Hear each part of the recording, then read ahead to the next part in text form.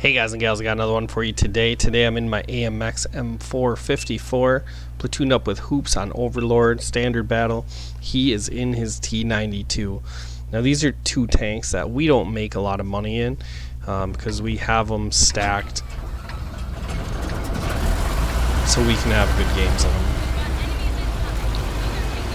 Alright, but one thing we do like to do, which is, I don't know, rare, or I guess against the grain, is taking our Arties with our platoon mates' heavy tanks. A lot of people in their heavy tanks, they don't want to go up against opposing artillery, so they generally wouldn't want their platoon mates to take artillery.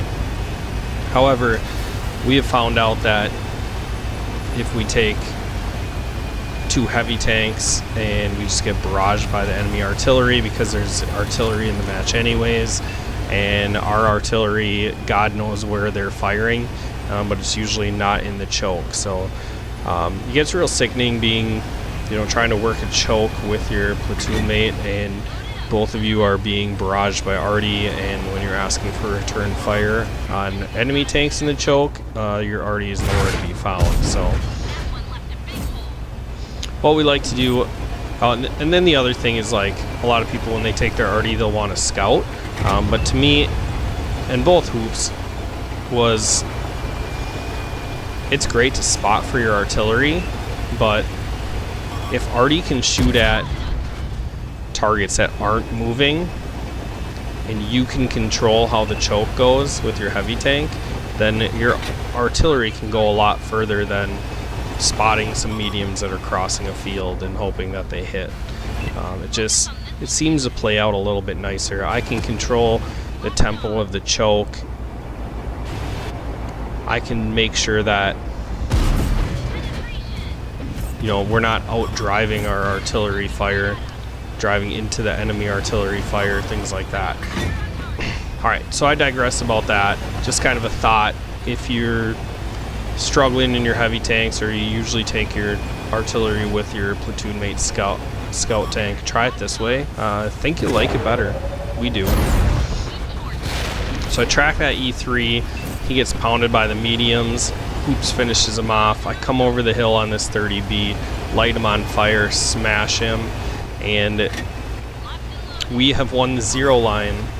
There's a few tanks up in the north that we're still going to have to take care of, but all in all, it's pretty much taken care of here.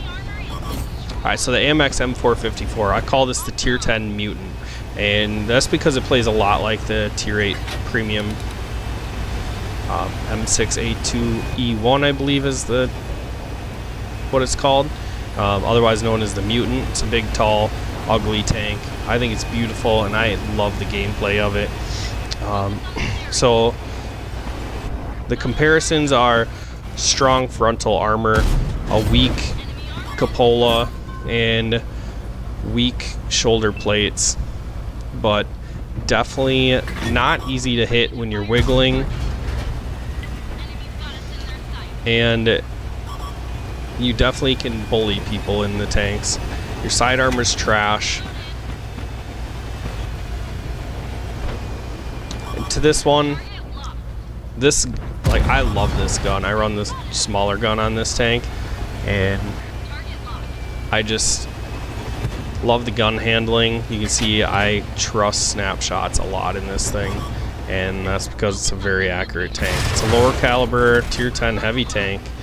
Make a mistake there. Didn't give those Sheridans enough credit. I didn't think they'd actually shoot and get themselves spotted, but they did, and I paid for it. Hopefully it doesn't cost me the game here. Alright, so Hoops lets me know that they have a bunch of stuff coming off the beach, because on Overlord, the beach is very important, and you want to make sure okay, I can't finish that sentence. Don't ever take the beach. If you can't, for some reason, take the 890 line and then clean up the field that goes along with it, lock down the 456, and make sure that your 890 isn't going to get flanked. Then once you clean up the east side of this map, you will be able to take care of all the beachgoers as they funnel their way up here. Alright, so I get myself in a forward position, and this is what I mean by I need to position myself to where they either need to all in me, or, and as I get a shot at that chieftain, the E5 pulls over, and I was thinking I could hit him, but he like hit his brakes, so his front plate dipped down. Hoops slams the E5 for me though. I get a shot into the T28 Pro. And getting back to what I was saying is, either they need to rush me, or they're going to sit there and get picked off by my artillery. I'm not going to overexpose my tank. I'm going to control the choke, and hopefully Hoops can land enough shells to help me out. And this just gets flipped right over on top of their head.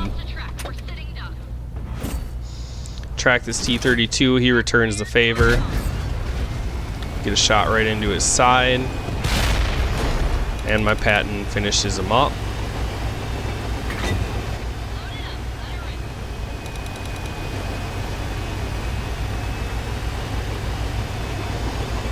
Now I know where their Sheridans were. They were in A4. Oh, never mind. There he is. Alright, so I bring my map up to the middle because when I'm streaming I have the Twitch bar, broadcast bar over top of the JK line, which is really annoying, so I can't see exactly like where that scout was.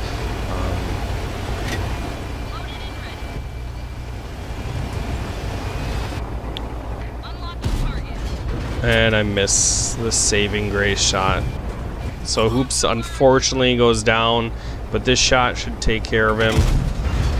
Okay, so all that gun handling I talked about. Apparently it controls you at the end of the game when you're shooting at a scout that has 85 hit points. So rather than aiming down my barrel, I just lock my gun on him, give him the old, nope, sorry bud, not today. And we get a victory, and a fast-paced one at that. I know I just showed a tier 9 heavy French tank a little bit ago on how much you can bully tanks with these things. So had a monster game. Ace tanker, 4,400 damage, 2,200 assisted. Hoops also has like 3,000 damage.